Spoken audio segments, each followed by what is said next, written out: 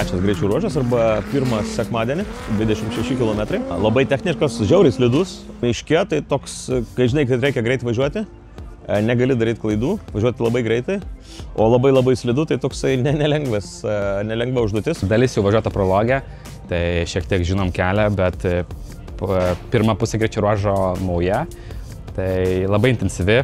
Labai siaura, vingiuota miške, vietomis labai slidu, tai buvo tikrai ką veikti. Šiek tiek pradžiažiam vieną sankryžą, tai pradom kokių 10 sekundžių, taip skaičiuoju. First part of the stage. Yes. It was the same? Right, yeah, less visible. Yes, right? and next the same corner. Yes. It was not visible. It was not visible. Yes, of course. Greičių ruože esame ketvirtoji absoliučioji įskaitoje, antri Europos taurė. Lieka dar 26 km, tas pats greičių ruožas.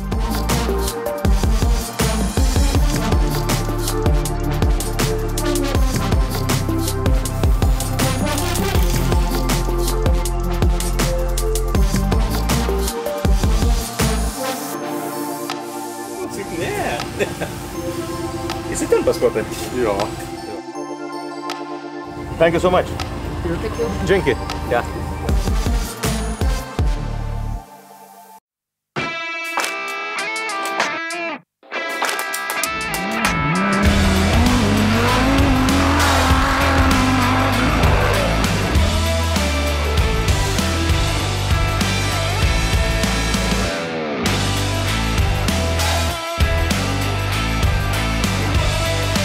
Panašu, kad Baja Poland baigta, finišuota.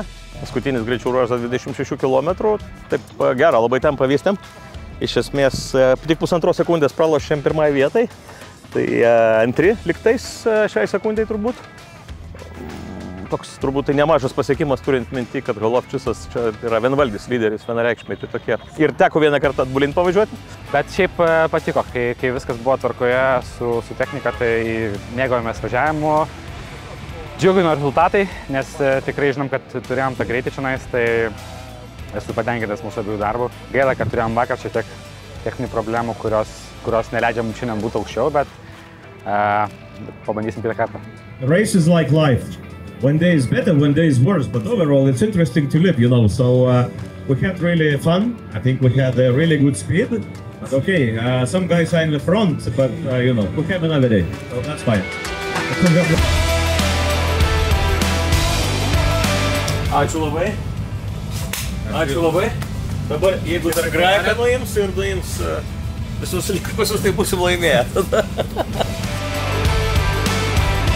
Buvo tikrai įdomi kelionė, 4 paskutinių lenktynių, kurias mes su Aisvydu ir komanda važiavome.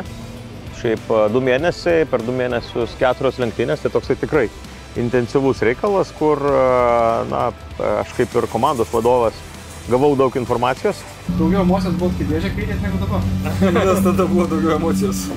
Dabar reikės suvirškinti ją ir turbūt darytis sprendimus, išmokti iš klaidų, kurias darėme. Šiaip su Aisvydu tikrai atėjome gerą greitį ir automobilyje bolide jaučiamės tikrai labai neblogai. Ta parodo turbūt ir rezultatai. Tai šiaip bendrai paėmus tikrai buvo įdomi kelionė ir, kaip ir minėjau prieš tai, daug informacijos, su kuria reikės dabar pamedituoti.